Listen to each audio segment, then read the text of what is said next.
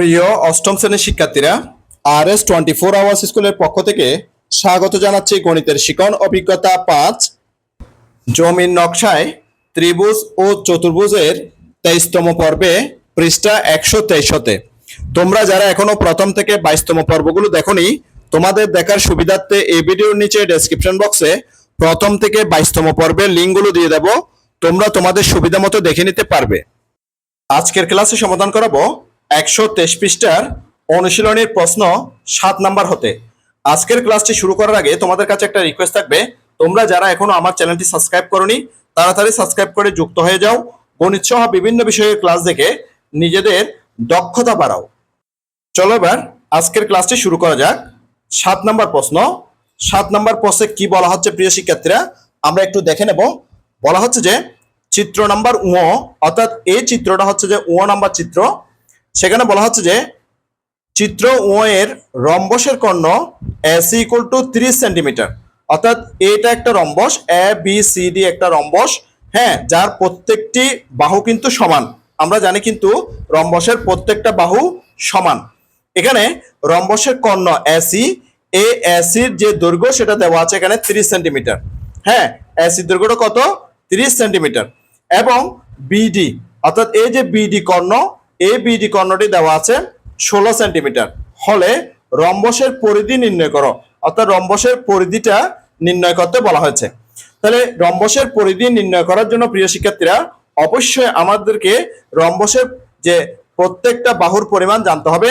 প্রত্যেকটা বাহু যেহেতু সমান, আমরা একটা বাহুর পরিমাণ জানলে কিন্তু প্রত্যেকটা বাহুর পরিমাণ বা যে 4টি বাহু আছে এই 4টি বাহুর পরিমাণ আমরা নির্ণয় করতে পারবো।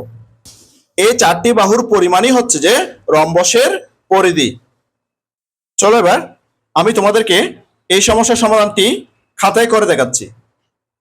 সমাধানটি দেখে নাও প্রিয় শিক্ষার্থীরা। সমাধানটি করার জন্য আমি চিত্রটি এখানে আবার এঁকেছি, অর্থাৎ রম্বসটি আমি এখানে আবার এঁকেছি। ABCD একটি রম্বস। এটার AC যে কর্ণটা আছে এটার পুরো দৈর্ঘ্যটা ছিল 30 সেন্টিমিটার। এই কর্ণটিকে আমি 2 ভাগ করে নিয়েছি, অর্থাৎ 15 সেন্টিমিটার এবং 15 সেন্টিমিটার করে 2 ভাগ করে নিয়েছি। এবং BD যে কর্ণটি ছিল সেই কর্ণটির দৈর্ঘ্য ছিল 16 সেন্টিমিটার। এই 16 সেন্টিমিটারকে আমি ভেঙে যে 8 সেন্টিমিটার এবং 8 সেন্টিমিটার করে নিয়েছি। কেন করে নিয়েছি সেটার একটা কারণ আছে।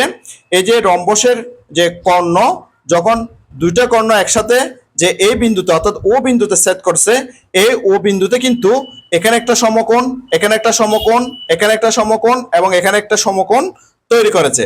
অর্থাৎ এখানে 4টি সমকোণী ত্রিভুজ তৈরি হয়েছে। এই 4টি সমকোণী ত্রিভুজ হতে আমরা যদি একটি সমকোণী ত্রিভুজ ধরি, এই একটি সমকোণী ত্রিভুজের দেখতে পাচ্ছি, আমি যদি এখানে AOB এই সমকোণী ত্রিভুজটার কথা চিন্তা করি, তখন দেখো এখানে কিন্তু এটা সমকোণ, আর এটাকে যদি আমি ভূমি ধরি, অর্থাৎ OBটাকে ভূমি ধরি, আর ও এটাকে যদি লম্ব মনে করি, আর এই সমকোণের বিপরীত যে বাহু AB আছে এটা হচ্ছে অতিভুজ। এখানের যে অতিভুজ সেটা হচ্ছে যে এই যে ABCD এ যে একটা রম্বস আছে, এই রম্বসের এক বাহুর দৈর্ঘ্য। হ্যাঁ, আমরা জানি রম্বসের 4 বাহু, প্রত্যেকটা বাহুর দৈর্ঘ্য কিন্তু সমান। তাহলে আমরা যদি এক বাহুর দৈর্ঘ্য নির্ণয় করতে পারি তাহলে কিন্তু আমরা পুরো রম্বসের পরিধিটা নির্ণয় করতে পারবো। তাই আমি এই কর্ণগুলোকে সমান ভাগে ভাগ করে এখানে 15 সেন্টিমিটার, এখানে যে 8 সেন্টিমিটার লিখেছি, অর্থাৎ AC কর্ণকে ভাগ করে 15 করে লিখেছি, আর BD কর্ণকে ভাগ করে 8 সেন্টিমিটার করে লিখেছি। চলো এবার আমরা পুরো সমাধানটা দেখে নিই। মনে করি ABCD রম্বসের কর্ণদ্বয় AC ও BD পরস্পরকে O বিন্দুতে ছেদ করে। হ্যাঁ, এই যে AC এবং BD এই কর্ণদ্বয় পরস্পরকে O বিন্দুতে ছেদ করেছে। দেওয়া আছে AC = 30 সেন্টিমিটার, যেটা আমাদের প্রশ্নের মধ্যে যে চিত্রটা আছে সেই চিত্রের মধ্যে দেওয়া আছে, এবং প্রশ্নেও বলা আছে AC = 30 সেন্টিমিটার এবং BD যে 16 সেন্টিমিটার। তাহলে দুইটা কর্ণের দৈর্ঘ্য এখানে দেওয়া আছে। এবার আমরা কি জানি সেটা লিখলাম, যে আমরা জানি যে রম্বসের কর্ণদ্বয়, হ্যাঁ, রম্বসের যে দুটা কর্ণ আছে এই রম্বসের কর্ণদ্বয় পরস্পরকে সমকোণে সমদ্বিখণ্ডিত করে, সমকোণে সমদ্বিখণ্ডিত করে। অর্থাৎ যখন আমরা এসি কর্ণের উপর যখন বিডি কর্ণটা এভাবে সেট করবে তখন এখানে দুইটা সমকোণী ত্রিভুজ তৈরি হবে। একটা হচ্ছে যে কি এ ও বি, আর একটা হচ্ছে যে বিওসি। ঠিক একইভাবে যে বিডি কর্ণটার মধ্যে যখন যে এসি কর্ণটা এভাবে পতিত হবে তখন এখানে যে দুইটা সমকোণী ত্রিভুজ উৎপন্ন হবে, একটা হচ্ছে যে এওডি আর একটা হচ্ছে যে সিওডি। তাই আমরা লিখেছি যে রম্বসের কর্ণদ্বয় পরস্পরকে সমকোণে সমদ্বিখণ্ডিত করে। আশা করছি এটা তোমরা খুব ভালো মতো বুঝতে পেরেছো প্রিয় শিক্ষার্থীরা। তাহলে যেহেতু সমকোণে সমদ্বিখণ্ডিত করে তাহলে আমরা লিখতে পারি যে যে ও এ যে কর্ণটা আছে কর্ণের অর্ধাংশ সমান ও সি। হ্যাঁ, অর্থাৎ এখানে এ ও সমান যে ও সি হবে বা ও এ সমান ও সি হবে, অর্থাৎ এটা সমান দুই ভাগে বিভক্ত হয়ে যাবে সমান এসি বাই 2। তাহলে এসি এর দৈর্ঘ্যটা ছিল 30/2 সেন্টিমিটার, 30 কে 2 দিয়ে ভাগ করে আমরা পেলাম 15 সেন্টিমিটার, যেটা আমি এখানে লিখেছি। এবার এই যে বিডি যে কর্ণটা আছে সেটাকে দুই ভাগ করছি, দুই ভাগ করে পেয়েছি যে ও বি সমান ওডি। হ্যাঁ, সেটা কিভাবে পেয়েছি যে বিডি কে দুই ভাগে ভাগ করেছি, অর্থাৎ বিডি বাই 2 ইকুয়াল টু এটার দৈর্ঘ্যটা ছিল কত 16/2 সেন্টিমিটার ইকুয়াল টু 8 সেন্টিমিটার, অর্থাৎ 16 কে 2 দিয়ে ভাগ করলে 8 সেন্টিমিটার আমরা পেয়ে গেলাম। এবার আমরা যে এখানে চারটা যে সমকোণী ত্রিভুজ উৎপন্ন হয়েছে সেখান থেকে একটা সমকোণী ত্রিভুজ নেব। এখানে আমরা এ ও বি এই সমকোণী ত্রিভুজটা নিতে পারি। এই সমকোণী ত্রিভুজের মধ্যে আমরা পিথাগোরাসের সূত্র ব্যবহার করে আমরা এ বি এর দৈর্ঘ্যটা নির্ণয় করব। পিথাগোরাসের সূত্র অনুসারে যে ত্রিভুজ এ ও বি এর এ বি স্কয়ার, এ বি মানে হচ্ছে এখানে অতিভুজ, অর্থাৎ সমকোণের বিপরীত বাহু হচ্ছে যে অতিভুজ, স্কয়ার সমান ও এ। হ্যাঁ, ও এ হচ্ছে কি এখানে লম্ব স্কয়ার যোগ ও বি স্কয়ার অর্থাৎ ভূমি স্কয়ার। তাহলে আমরা কি লিখলাম, অতিভুজ স্কয়ার অর্থাৎ এ বি স্কয়ার সমান লম্ব যে ও এ স্কয়ার প্লাস ভূমি ও বি স্কয়ার লিখলাম, বা এ বি স্কয়ার ইকুয়াল টু এবার মান বসাচ্ছি যে ও এর মানটা কত প্রিয় শিক্ষার্থীরা, ও এর মানটা হচ্ছে যে 15, এই 15টা এখানে বসালাম। এরপরে দেখো ওবি এর মানটা কত প্রিয় শিক্ষার্থীরা 8 সেন্টিমিটার, এই 8 সেন্টিমিটার এখানে লিখলাম এবং হোল স্কয়ার দিলাম দোনোটাতে। এবার পরের লাইন দেখো, A B square equal to 15 কে স্কয়ার করলে 225 প্লাস 8 কে স্কয়ার করলে যে 64 অর্থাৎ 1864, বা এ বি স্কয়ার ইকুয়াল টু 225 এর সাথে 64 যোগ করলে আমরা পেলাম 289। এবার এখান থেকে স্কয়ারটা তুলে দেব বা এ বি সমান লিখবো। তাহলে এ বি সমান যখন লিখবো তখন 289 এর উপরে কিন্তু এখানে বর্গমূলের চিহ্নটা বসবে অর্থাৎ রুট ওভার হবে। সুতরাং A B equal to 17 centimetre, অর্থাৎ 289 কে যদি আমি বর্গমূল করি তখন পাবো 17। সেটা আমি তোমাদেরকে ক্যালকুলেটরের মাধ্যমে দেখাচ্ছি প্রিয় শিক্ষার্থীরা। দেখো যে প্রথমে আমি যে রুট ওভারটা দিলাম, এখানে যে রুটের চিহ্ন আছে বর্গমূলের চিহ্নটা আছে সেটা দিলাম, এরপরে 289 দিলাম, এরপরে ইকুয়াল চিহ্ন দিলাম। দেখো আমরা এখানে পেয়ে গেছি 17, অর্থাৎ যেটা আমি এখানে লিখলাম যে 17 সেন্টিমিটার। তাহলে আমি কি পেলাম, A B equal to 17 centimetre, অর্থাৎ রম্বসের এক বাহুর দৈর্ঘ্যটা পেয়ে গেলাম। এই যে রম্বস সেটার এক বাহুর দৈর্ঘ্য এখানে পেলাম 17 সেন্টিমিটার। আমরা যদি রম্বসের এক বাহুর দৈর্ঘ্য পেয়ে যাই তাহলে কিন্তু আমরা রম্বসের পরিধি বা পরিসীমাটা বের করতে পারবো। তাহলে সেই জন্য আমি লিখলাম, দেখো প্রিয় শিক্ষার্থীরা, যে অতএব রম্বসের এক বাহুর দৈর্ঘ্য সমান যে 17 সেন্টিমিটার, সেটা আমি এখানে লিখে দিয়েছি। সুতরাং রম্বসের পরিধি, এবার আমরা রম্বসের পরিধিটা বের করব, যে রম্বসের এক বাহুর দৈর্ঘ্যকে 4 দিয়ে গুণ করব, সেজন্য লিখলাম 4 ইন্টু রম্বসের এক বাহুর দৈর্ঘ্য। তাহলে 4 ইন্টু এক বাহুর দৈর্ঘ্য আমরা কত পেয়েছি 17 সেন্টিমিটার, সেটা লিখলাম 17 সেন্টিমিটার ইকুয়াল টু 68 সেন্টিমিটার। তাহলে আমরা আনসারটা পেয়ে গেছি যে রম্বসের পরিধি যে 68 সেন্টিমিটার, এটাই হচ্ছে যে আমাদের আনসার। আশা করছি প্রিয় শিক্ষার্থীরা এই সমস্যার সমাধানটি তোমরা খুব ভালো মতো বুঝতে পেরেছো। তোমাদের জন্য পুরো সমাধানটি ছোট করে দেখাচ্ছি। সম্পূর্ণ সমাধানটিকে তোমাদের জন্য ছোট করে দেখালাম, যাতে করে তোমরা সঠিক এবং নির্ভুলভাবে লিখে নিতে পারো। আশা করছি প্রিয় শিক্ষার্থীরা ইতিমধ্যে তোমরা সম্পূর্ণ সমাধানটি লিখে নিয়েছো এবং খুব ভালো মতো বুঝে গেছো। চলো এবার আরো সামনের দিকে আগাই। এবার আমরা 8 নাম্বার প্রশ্নটার সমাধান করব। 8 নাম্বার প্রশ্নে কি বলছে প্রিয় শিক্ষার্থীরা একটু দেখে নি। 8 নাম্বার প্রশ্নে বলছে, যদি 3, 4 ও 5 পিথাগোরিয়ান ত্রয়ী হয়, তবে 3কে, 4কে ও 5কে পিথাগোরিয়ান ত্রয়ী হবে, যেখানে কে যে কোনো ধনাত্মক পূর্ণ সংখ্যা। উক্তিটির যথার্থতা যাচাই করো। প্রিয় শিক্ষার্থীরা, এই সমস্যার সমাধানটি আমি তোমাদের জন্য খাতায় করে দেখাচ্ছি। প্রিয় শিক্ষার্থীরা, পিথাগোরিয়ান ত্রয়ী হওয়ার শর্ত হচ্ছে যে প্রথম দুটি পদের যে বর্গের যোগফল হবে সেটা তৃতীয় পদের বর্গের সমান হবে। এটা হচ্ছে যে পিথাগোরিয়ান ত্রয়ী হওয়ার প্রথম একদম প্রধান শর্ত। সেজন্য লিখেছি প্রিয় শিক্ষার্থীরা, দেখো, পিথাগোরিয়ান ত্রয়ী হওয়ার শর্ত হলো প্রথম দুটি পদের বর্গের যোগফল তৃতীয় পদের বর্গের সমান হবে। তাহলে আমাদের প্রশ্নের মধ্যে যে সংখ্যাগুলো ছিল সেটার 3টা পদ ছিল, প্রথম পদ, দ্বিতীয় পদ এবং তৃতীয় পদ। তাহলে আমরা যদি প্রথম পদ দুইটার কথা চিন্তা করি, আমাদের প্রথম দুইটা পদ হচ্ছে যে 3 এবং 4। তাহলে 3কে স্কয়ার করলে 9, 4কে স্কয়ার করলে 16। তাহলে 9 এবং 16 যোগ করলে আমরা কিন্তু 25 পেয়ে যাব। তাহলে তৃতীয় পদ যেটা আছে সেটা 5, এই 5কে যদি আমরা বর্গ করি তাহলে 25 পেয়ে যাচ্ছি। তাহলে আগের দুইটা পদের বর্গের যোগফল 25, আর তৃতীয় পদ যেটা 5 আছে সেটার বর্গফল হচ্ছে কি 25। তাহলে কিন্তু মিলে গেছে।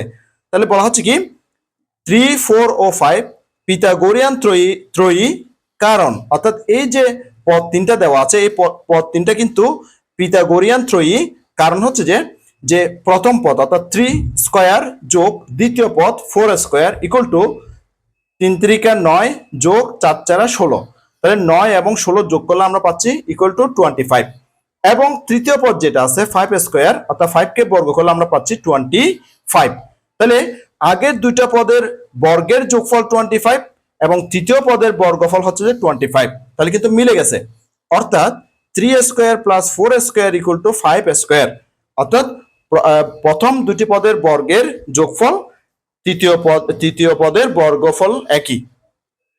এখন 3k স্কয়ার, অর্থাৎ এখানে আমরা যদি একটা কে দিই 3 সাথে, তাহলে 3k স্কয়ার, প্রথম পদের সাথে কে দিলে 3k স্কয়ার প্লাস দ্বিতীয় পদের সাথে যদি আমরা কে দিই 4k square equal two 5k square হবে। তখন ফলাফলটা কি হয় প্রিয় শিক্ষার্থীরা? তখন ফলাফলটা হবে এখানে 9k স্কয়ার প্লাস যে এটা এখানে হবে 16k স্কয়ার। তাহলে যোগ করলে কত হয় 25k স্কয়ার। আর আমি 5k কে যদি স্কয়ার করি তাহলে এখানে পাবো 25k স্কয়ার। তাহলে এই যে প্রথম এবং দ্বিতীয় পদের বর্গের যে যোগফল 25k স্কয়ার এবং তৃতীয় পদের বর্গফল কিন্তু 25k স্কয়ার, অর্থাৎ মিলে যাচ্ছে। তাহলে সুতরাং বলতে পারি যে 3k এবং 4k ও 5k পিথাগোরিয়ান ত্রয়ী। এটা হচ্ছে যে আনসার। আশা করছি প্রিয় শিক্ষার্থীরা এই সমস্যার সমাধানটি তোমরা বুঝতে পেরেছো। তাহলে আমরা এটা যাচাই করে কিন্তু উক্তিটির সত্যতা পেলাম। চলো এবার আরো সামনের দিকে আগাই। এবার আমরা 9 নাম্বার প্রশ্নের সমাধান করব। 9 নাম্বার প্রশ্নে কি বলছে একটু দেখে নিই প্রিয় শিক্ষার্থীরা। 9 নাম্বার প্রশ্নে বলছে, যে কোনো ত্রিভুজের দুই বাহুর মধ্যবিন্দুর সংযোগ রেখা তৃতীয় বাহুর সমান্তরাল ও অর্ধেক যে কোনো আকৃতির ত্রিভুজ তৈরি করে বা কাগজ কেটে পরিমাপের মাধ্যমে উক্তিটির সত্যতা নিশ্চিত করো। তাহলে প্রশ্নটা আমাদেরকে একটু ভালো করে বুঝতে হবে প্রিয় শিক্ষার্থীরা। বলছে যে কোনো ত্রিভুজের দুই বাহুর মধ্যবিন্দুর সংযোগ রেখা, অর্থাৎ যে একটা ত্রিভুজের দুই বাহুর কে সমান দুই ভাগে ভাগ করে আমরা যদি একটা রেখা সংযোগ করি, হ্যাঁ, সেই রেখা তৃতীয় বাহুর সমান্তরাল, অর্থাৎ যে তৃতীয় বাহু থাকবে, অর্থাৎ ওই দুটা বাহু ছাড়া আর যে বাহুটা থাকবে সেই বাহুর সমান্তরাল হবে ও ওই বাহুর অর্ধেক হবে, সেই কথাটাই আমাদেরকে এখানে বের করতে বলা হচ্ছে। হ্যাঁ, সেটা আমাদেরকে বলছে কি, যে যে কোনো আকৃতির ত্রিভুজ তৈরি করে বা কাগজ কেটে, অর্থাৎ ত্রিভুজ তৈরি করতে পারবে, অর্থাৎ ত্রিভুজের মতো করে কাগজ কেটেও সেটা করতে পারবে, যে পরিমাপের মাধ্যমে উক্তিটির সত্যতা নিশ্চিত করো। অর্থাৎ এই যে এখানে যে সত্যতাটা বলছে বা যে প্রশ্নটা বলছে বা যে লাইনটা বলছে বা যে উক্তিটি বলছে সেই উক্তিটির সত্যতা প্রমাণ করতে বলেছে। প্রিয় শিক্ষার্থীরা, এই সমস্যার সমাধানটি আমি তোমাদেরকে খাতায় করে দেখাচ্ছি। দেখো প্রিয় শিক্ষার্থীরা, আমি এ বি সি একটা ত্রিভুজ এঁকেছি। এই ত্রিভুজের এই যে এই দুই বাহু, এ বি বাহু এবং এ সি বাহু, এ বি বাহুকে যে সমান দুই ভাগে ভাগ করছি এখানে, আর এ সি বাহুকে সমান দুই ভাগে ভাগ করছি এই জায়গায়। হ্যাঁ, তখন এই জায়গায় যখন আমি ভাগ করেছি তখন এটাকে একটু পর্যন্ত সংযোগ করেছি, একটু পর্যন্ত কি করেছি, সংযোগ করেছি। এই সংযোগ করার ফলে প্রশ্নে আমাদেরকে বলছে যে সংযোগ করার ফলে তৃতীয় বাহু যেটা আছে, অর্থাৎ এই দুই বাহুর মধ্যে তো আমরা কাজ করেছি, তৃতীয় বাহু হচ্ছে এটা বিসি বাহু।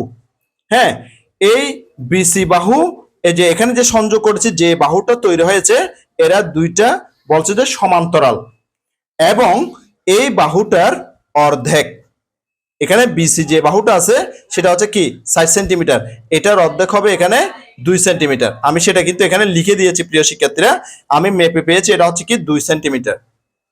চলো এবার আমরা এই প্রমাণটা দেখে নিব। মনে করি এ বি সি ত্রিভুজটির এ বি ও এ সি বাহুর মধ্যবিন্দু যথাক্রমে ডি ডি ও ই, অর্থাৎ এ বি বাহুর মধ্যবিন্দু ডি আর এ সি বাহুর মধ্যবিন্দু হচ্ছে যে ই। প্রমাণ করতে হবে যে ডিই সমান্তরাল বিসি, অর্থাৎ ডি বাহুটা হচ্ছে বিসি বাহুর সমান্তরাল এবং ডিই যে বাহুটা সেটা হচ্ছে যে হাফ অফ বিসি, অর্থাৎ এই ডি বাহুটা বিসি বাহুর অর্ধেক। এই দুইটা জিনিস আমাদেরকে প্রমাণ করতে হবে। এবার আমরা একটু অঙ্কন দেখব। দেখো প্রিয় শিক্ষার্থীরা, যে ডিই যোগ করে, কি বললাম প্রিয় শিক্ষার্থীরা, ডিই যোগ করে এফ পর্যন্ত বর্ধিত করি যেন ইএফ সমান ডিই হয়। তাহলে আমরা কি করলাম, এই ডিই বাহুটাকে এফ পর্যন্ত বর্ধিত করেছি, এফ পর্যন্ত কতটুক যাব সেটা হচ্ছে যে এই ডিই যতটুক পরিমাণ, ইএফ কিন্তু ততটুক পরিমাণ আমরা যাব।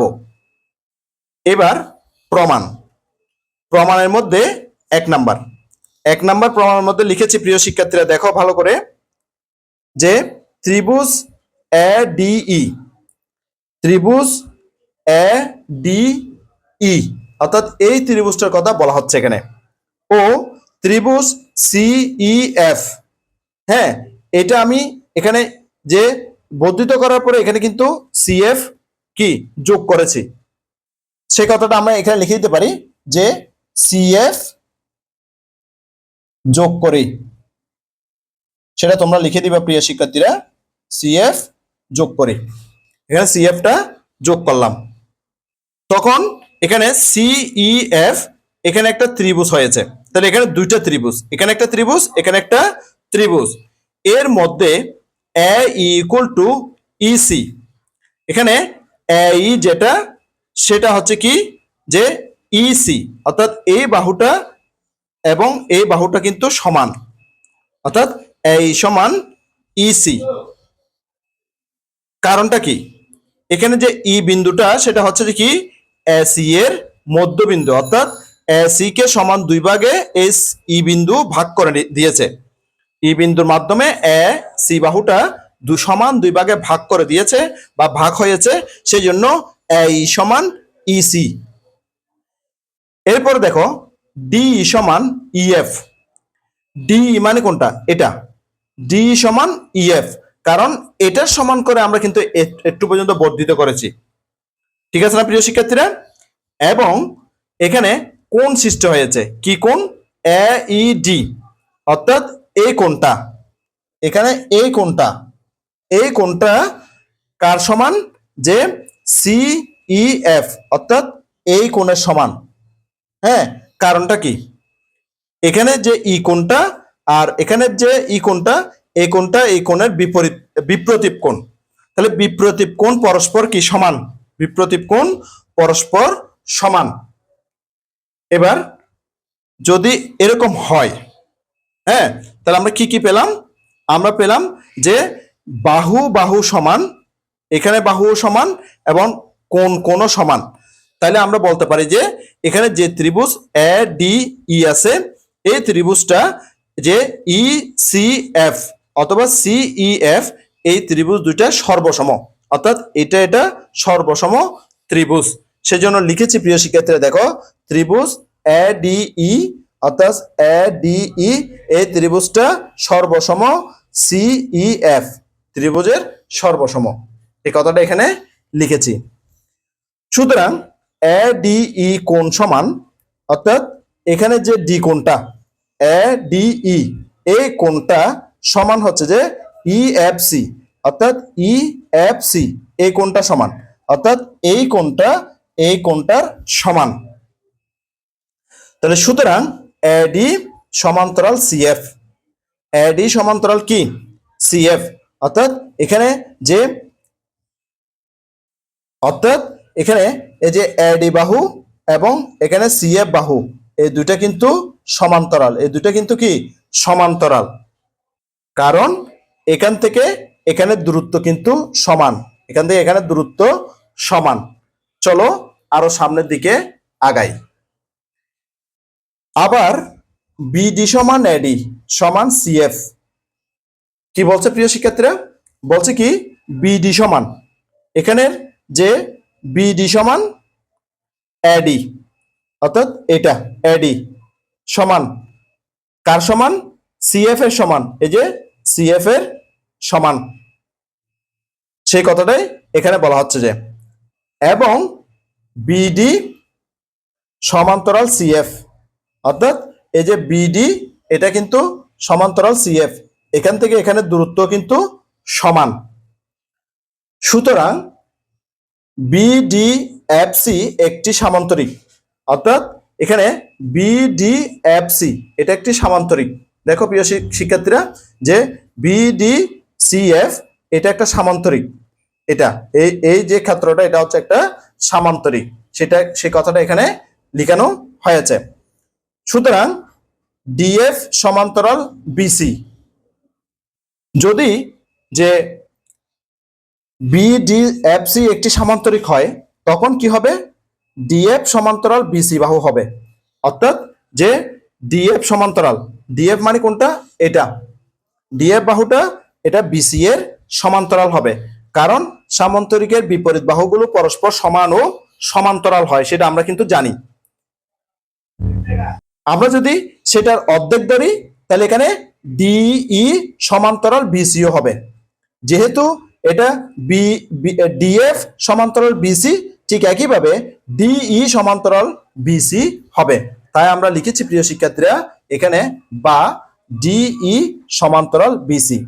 আবার ডিএফ সমান বিসি, হ্যাঁ ডিএফ সমান বিসি হবে, কোনটা দেখো প্রিয় শিক্ষার্থীরা যে ডিএফ সমান বিসি, কারণ এটা এটা কিন্তু সমান, কারণ এটাকে আমরা সামান্তরিক বলতেছি, বিপরীত বাহুগুলো কিন্তু কি পরস্পর সমান। তো আমরা যে এখানে ডিএফ যেটা বলতেছি সেখানে কিন্তু দুইটা বাহু সমন্বয়ে ডিএফ বাহুটা হয়েছে, কি কি ডিই এবং ইএফ। তাহলে আমরা লিখবো কি যে ডিএফ এর পরিবর্তে আমরা লিখবো ডিই প্লাস ইএফ। তাই আমি লিখেছি প্রিয় শিক্ষার্থীরা, দেখো যে ডিএফ এর পরিবর্তে লিখেছি ডিই প্লাস ইএফ সমান এ বিসিটা এখানে বসছে। তাহলে বা যে কি হয়, তাহলে যেহেতু এখানে ডিই এবং ইএফ দুইটা সমান, তাহলে আমরা এখানে ইএফ এর পরিবর্তে ডিই লিখতে পারি, তখন ডিই ডিই যোগ করলে হয় 2ডিই, কি হয় প্রিয় শিক্ষার্থীরা 2ডিই হয় ইকুয়াল টু বিসি। তাহলে কি হয় প্রিয় শিক্ষার্থীরা যে ডিই সমান্তরাল বিসি হয়, এবং ডি সমান এখান থেকে যদি আমরা সুতরাং ডি সমান লিখি তখন এই 2টা এই বিসি কে 2 দিয়ে ভাগ হয়, অর্থাৎ হাফ অফ বিসি হয়, এটা সত্যতা নিশ্চিত করা হলো। অর্থাৎ ডি সমান হাফ অফ বিসি আমরা পেয়ে গেলাম, অর্থাৎ প্রমাণ করে ফেললাম। এবার আমরা যে স্কেলের মাধ্যমে মেপেও দেখতে পারি প্রিয় শিক্ষার্থীরা, যে আমি কিন্তু স্কেল দিয়ে মেপে আঁকছি এগুলো, সেজন্য লিখেছি চিত্রে অঙ্কিত ত্রিভুজ এবিসি এবং বিসি বাহুকে স্কেলের সাহায্যে পরিমাপ করে দেখা যায় বিসি সমান 4 সেন্টিমিটার। তারপর হচ্ছে কি ডি কে পরিমাপ করে দেখা যায় ডি সমান 2 সেন্টিমিটার, যা বিসি এর অর্ধেক। এটাই হচ্ছে যে প্রমাণিত। এটা আমি প্রিয় শিক্ষার্থীরা ম্যাপে এঁকেছি, তাই তোমাদেরকে আর ম্যাপে দেখালাম না, তোমরা ম্যাপে ম্যাপে আঁকবা। আমি পুরো সমাধানটি তোমাদের জন্য ছোট করে দেখাচ্ছি। সম্পূর্ণ সমাধানটিকে তোমাদের জন্য ছোট করে দেখালাম, যাতে করে তোমরা সঠিক এবং নির্ভুলভাবে সম্পূর্ণ সমাধানটি লিখে নিতে পারো। আশা করছি প্রিয় শিক্ষার্থীরা ইতিমধ্যে তোমরা সম্পূর্ণ সমাধানটি লিখে নিয়েছো এবং সমাধানটি খুব ভালো মতো বুঝতে পেরেছো। তাহলে আমরা এর মধ্যে 9 নাম্বার পর্যন্ত সমাধান করে নিলাম। আজকে আমরা 7, 8 এবং 9 নাম্বার প্রশ্নের সমাধান করেছি। আশা করছি আজকের সমাধানগুলো তোমাদের কাছে খুব ভালো লেগেছে, তাই আজকের ক্লাসটিও তোমাদের কাছে অনেক চমৎকার লেগেছে। আজকের ক্লাসটি এই পর্যন্ত। আমি আগামী ক্লাসে 123 পৃষ্ঠার অনুশীলনীর 10 নম্বর প্রশ্ন থেকে শুরু করব। গণিতের শিকন অভিজ্ঞতা 5 জমির নকশায় ত্রিভুজ ও চতুর্ভুজের 24তম পর্বটি দেখার আমন্ত্রণ জানাচ্ছি। সাথে সাথে গণিতের অন্যান্য ক্লাসগুলো দেখারও অনুরোধ জানাচ্ছি এবং গণিত ছাড়াও বিভিন্ন বিষয়ের ক্লাসগুলো দেখারও অনুরোধ জানাচ্ছি। ইতিমধ্যে তোমরা যারা আমার চ্যানেলটি সাবস্ক্রাইব করে আমার ক্লাসগুলো নিয়মিত দেখতেছো, তোমাদেরকে আমার অন্তরের অন্তঃস্থল থেকে অসংখ্য অসংখ্য ধন্যবাদ। আর যারা সবেমাত্র আজকে প্রথমবার আমার ক্লাসটি দেখলা, তোমাদের প্রতি অনুরোধ রইল তোমরা আমার চ্যানেলটি সাবস্ক্রাইব করে পাশে নোটিফিকেশন অল করে বেল বাটনটিকে বাজিয়ে দাও। আর তোমার বন্ধুদের সাথে ও আত্মীয়স্বজনের সাথে ক্লাসগুলো বেশি বেশি শেয়ার করো, যাতে করে তারাও তোমার মতো দেখে উপকৃত হয়। গণিতের শিকন অভিজ্ঞতা 5 জমির নকশায় ত্রিভুজ ও চতুর্ভুজের 24তম পর্বটি দেখার আমন্ত্রণ জানিয়ে আজকের ক্লাসটি থেকে এখানে বিদায় নিচ্ছি। সবাই ভালো থাকবা, সুস্থ থাকবা, অবশ্যই নিরাপদে থাকবা। সবাইকে ধন্যবাদ।